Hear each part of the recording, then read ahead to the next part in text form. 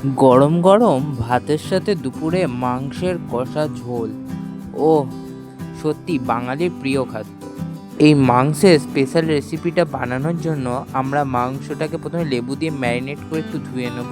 তারপর এর মধ্যে হলুদ, তেল, লবণ আর লাল লঙ্কার গুঁড়ো দিয়ে ভালো করে মাখিয়ে দিয়ে 15 থেকে 20 মিনিট ম্যারিনেটের জন্য রেখে দেব।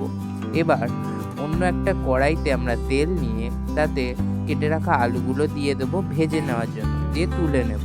এবার কড়াইতে আর একটু তেল নিয়ে পেঁয়াজগুলো দিয়ে সেটাকেও ভেজে নেব। তারপর তার তেজপাতা আর দারচিনি দেবো, দিয়ে আরও পেঁয়াজটাকে লাল লাল হওয়া অবধি ভাজবো। তারপর এতে আদা রসুন বাটা দিয়ে দেবো, দিয়ে আরও কিছুক্ষণ ভাজতে হবে।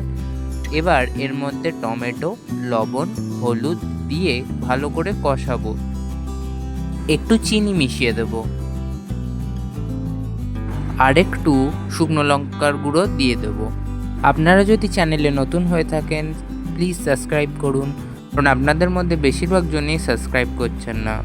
মাংসটা দিয়ে কষিয়ে নিয়ে এবার এটাকে কিছুক্ষণের জন্য ঢাকা দিয়ে রাখবো। ঢাকা দিয়ে সেদ্ধ হয়ে গেলে যখন দেখবো মাংসটা সেদ্ধ হয়ে এসেছে, আরও একটু কষিয়ে নেব।